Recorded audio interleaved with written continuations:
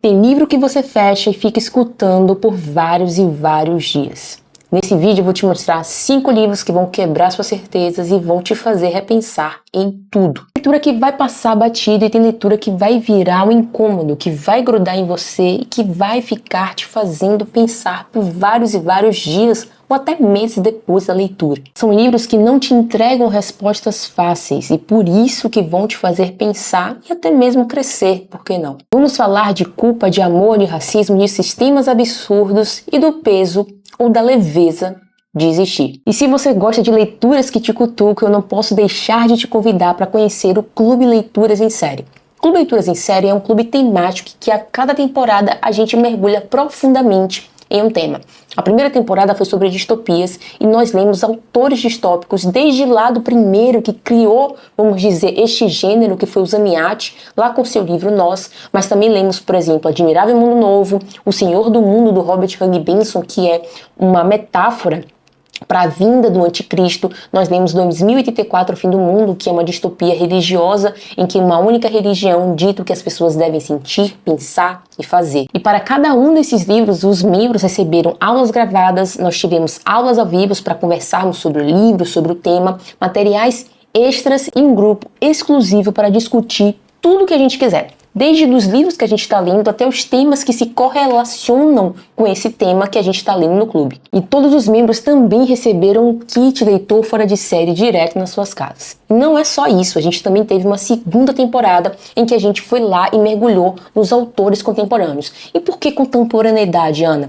Contemporaneidade para a gente entender o tempo que a gente vive. Os clássicos são importantes, eles trazem conhecimentos atemporais, mas existem particularidades da nossa contemporaneidade que só os autores contemporâneos conseguem dar conta, e foi isso que a gente começou também a trabalhar. Os membros receberam aulas gravadas, aulas ao vivo, materiais imersivos, nós discutimos coisas muito legais lá no grupo, e essa temporada em específico teve uma grande novidade. A gente conseguiu conversar com os autores do livro. Já conversamos com Alexandre Soares Silva, vamos conversar com Fábio Gonçalves, autores de Férico Lar no Copacabana Palace e Uma Negra Comédia, respectivamente. A gente também vai ler A Amiga Genial, da Helena Ferrante, e também um K-84 do Haruki Murakami. Então, se você quiser conhecer mais sobre o clube e ficar por dentro das próximas temporadas e participar das temporadas que passaram, clique aqui no primeiro link da descrição. Vamos começar pelo clássico da angústia moral. Crime e Castigo não é sobre Raskolnikov matando uma velha, é sobre o que acontece com ele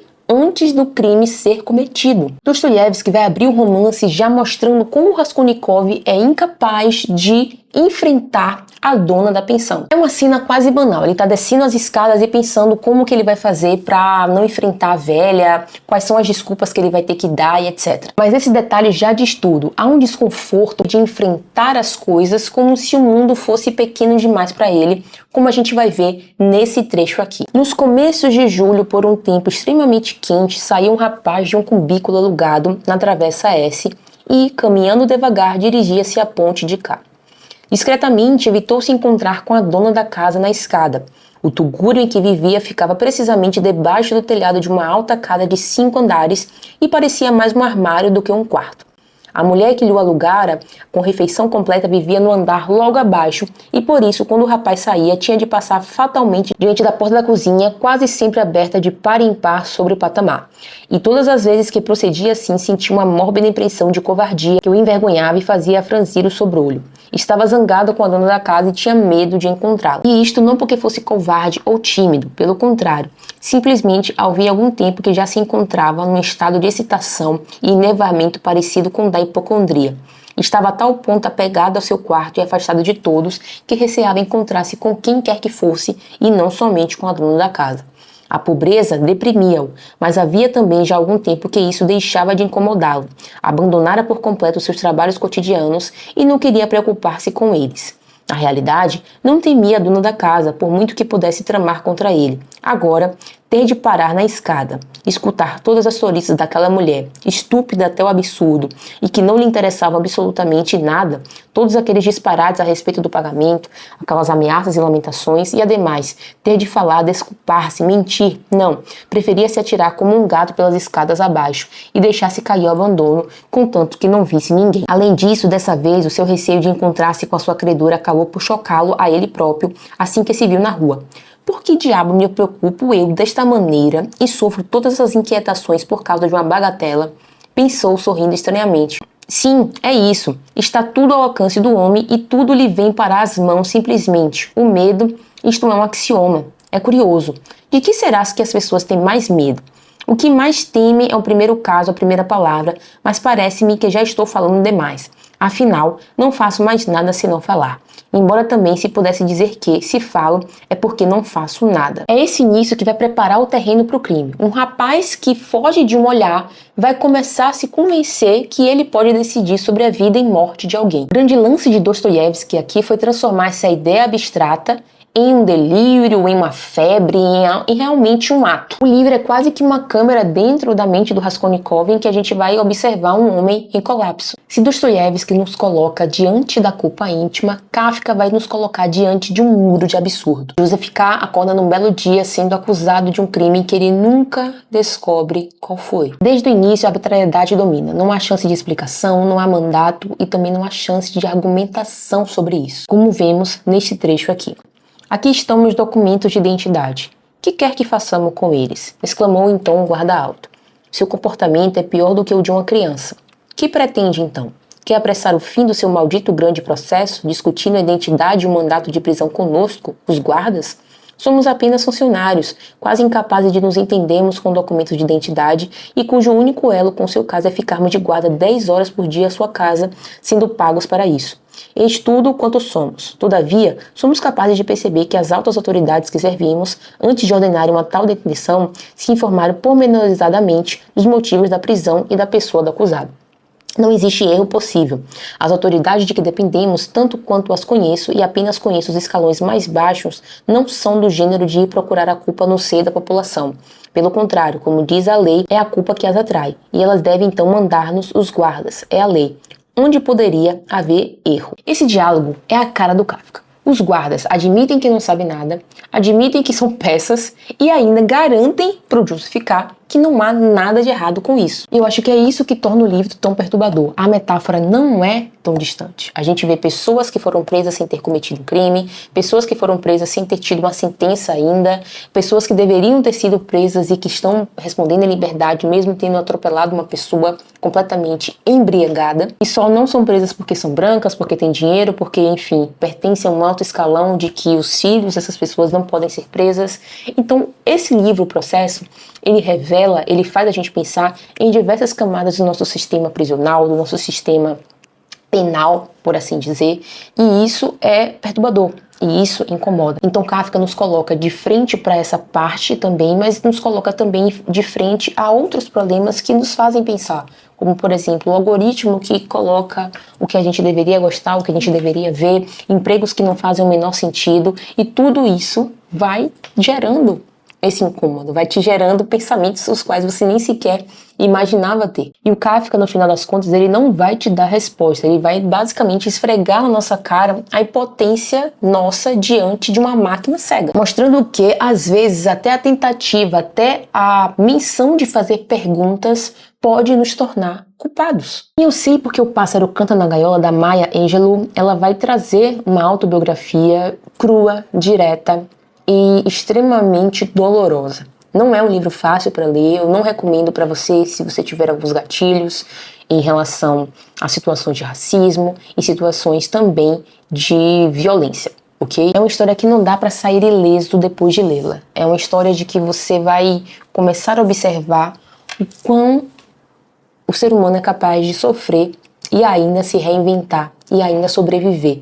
É isso que a Maya vai trazer no livro dela, o quanto que a personagem principal sofreu, o tanto de coisa que ela passou e o tanto de esperança que ela consegue ainda ver no mundo, o quanto de lado bom que ela consegue ainda pensar, mesmo depois de sofrer tantos reverses, tanta violência. E vamos ver um trecho aqui. Atrás do prédio que abrigava o consultório do dentista passava um caminho estreito usado por criados e comerciantes que trabalhavam no açougue e no último restaurante de Stamps. Moma e eu seguimos esse caminho até a escada dos fundos do consultório do dentista Lincoln. O sol estava forte e dava ao dia um realismo agressivo conforme subíamos a escada até o segundo andar. Moma bateu na porta dos fundos e uma garota jovem branca abriu a porta, demonstrando surpresa de nos ver ali. Moma disse que queria falar com o dentista Lincoln e que era para ela dizer que era a Annie que estava lá. A garota fechou a porta com firmeza. Agora a humilhação de ouvir Moma se descrever como se não tivesse sobrenome para a garota branca foi similar à dor física. Parecia terrivelmente injusto ter dor de dente e dor de cabeça e ter que aguentar ao mesmo tempo o peso enorme da cor negra. Sempre era possível que os dentes sossegassem e talvez caíssem sozinhos. Moma disse que nós esperaríamos. Ficamos encostadas sobre a luz forte do sol na amurada bamba da varanda de trás do dentista por mais de 1 hora. Ele abriu a porta e olhou para Moma. Bem, Annie, o que posso fazer por você? Ele não viu a toalha em volta da minha cabeça e nem reparou no rosto inchado. Moma disse, dentista Lincoln é a minha netinha aqui. Ela está com 2 dentes podres que estão provocando muita dor. Ela esperou que ele reconhecesse a verdade da declaração. Ele não fez nenhum comentário, nem oral, nem facialmente. Ela está com essa dor há quase 4 dias e hoje eu disse, mocinha, você vai ao dentista. Annie, sim senhor dentista Lincoln. Ele estava escolhendo as palavras da mesma forma que as pessoas procuram conchas. Annie, você sabe que não trato pretos, pessoas de cor. Eu sei, dentista Lincoln, mas é que ela é a minha netinha e ela não vai dar trabalho nenhum. Annie, todo mundo tem suas diretrizes. Neste mundo é preciso ter diretrizes. A minha diretriz é que eu não trato pessoas de cor. Eu não posso imaginar quantas vezes isso já aconteceu. O que eu posso dizer é que essa situação ela perpassa os anos. Ela pode até não acontecer dessa forma hoje em dia, mas ela acontece de outras formas até hoje. Então, se a gente não tiver um mínimo de sensibilidade, de empatia e até mesmo de inteligência para reconhecer que isso é a pior merda que existe, a gente vai continuar nesse buraco que a gente está hoje. A sustentável leveza do ser, o Milan Kundera vai transformar esses dilemas filosóficos em dilemas íntimos também. O livro gira em torno de uma pergunta. É melhor viver com compromissos, com memórias, com responsabilidades, ou viver com leveza sem que nada nos prenda, mas também de que nada dure? Thomas, por exemplo, tinha organizado toda a sua vida para que nenhuma mulher durasse mais tempo do que o permitido. O seu divã era justamente esse símbolo de passagem, de coisas rápidas, até que Teresa chegou, como a gente vê nesse trecho aqui. Ele próprio estava surpreso. Agia contra os seus princípios. 10 anos antes, quando se divorciara da primeira mulher, viveu o divórcio numa atmosfera de alegria, como os outros comemoravam o casamento. Compreendeu então que não nascera para viver ao lado de uma mulher, fosse o que fosse, e que só poderia ser um celibatário. Esforçava-se, portanto, cuidadosamente, para organizar o seu sistema de vida de maneira tal que nenhuma mulher jamais viesse a se instalar como uma mala na casa dele. Por isso, tinha um divã. Ainda que o divã fosse largo, ele dizia às companheiras que ele era incapaz de adormecer com alguém na mesma cama e as levara sempre de volta para casa depois da meia-noite. Aliás, a primeira vez que Teresa ficou na sua casa com gripe, ele não dormiu com ela. Passou a primeira noite numa poltrona grande e nas outras noites foi para o hospital. Ali, em seu consultório, havia uma espreguiçadeira que utilizava nos plantões noturnos. Esse episódio é revelador porque mostra o choque entre a teoria e a prática. Thomas defendia a leveza, mas ao se deparar com Teresa, e com o sentimento que ela fez ele sentir, percebe que a vida não se encaixa em esquemas tão rígidos assim. O que parecia uma liberdade absoluta para ele passa a ser enxergado como um vazio. E é aqui que justamente Kundera nos desarma. Não existe resposta única. O que para uma pessoa pode parecer leveza, para outro pode parecer solidão. Ou seja, a leveza pode ser um alívio, mas também pode ser insuportável. Peso pode parecer um fardo, mas também pode dar sentido. No fundo, cada escolha vai carregar o seu abismo e por isso que esse romance nos faz pensar profundamente sobre todas as nossas escolhas. Se esse mergulho já está te fazendo repensar na vida, imagine o que acontece quando a gente lê junto. É isso que acontece no Clube Leituras em Série, em que a cada temporada a gente lê autores diferentes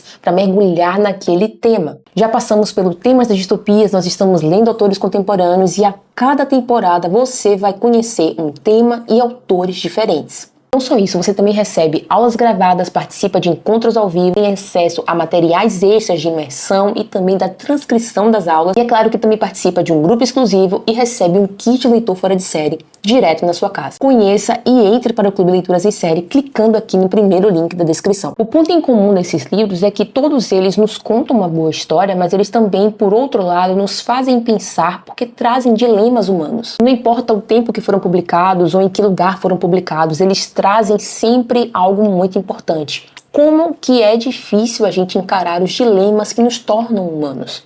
A leveza, o ódio, o racismo, o amor, todos esses temas nos fazem pensar, nos fazem sofrer e é isso que nos torna humanos de verdade. E isso não combina com leitura apressada. São livros que pedem tempo, que pedem silêncio, que pedem para você ir contra toda essa lógica da produtividade em que tudo é meta, em que tudo é um score, tudo é algo que você precisa alcançar no menor tempo possível. Nesse canal não existe leitura dinâmica, pelo contrário, existe o tempo que você precisa para mergulhar no livro e entendê-lo com profundidade. E essa talvez seja a definição de um livro que vai te fazer pensar por mais tempo. Apesar de você fechar a página, ele vai continuar em você por um longo tempo e talvez até para sempre. Se esse vídeo te fez pensar, deixa o seu like, se inscreve no canal e não esquece de conferir esse videozinho aqui em que eu vou te contar a história de duas amigas em que são quase que a mesma pessoa. Entre obsessão e amizade, a gente vai conhecer a história de Lila e Leinu. E eu te vejo no próximo vídeo.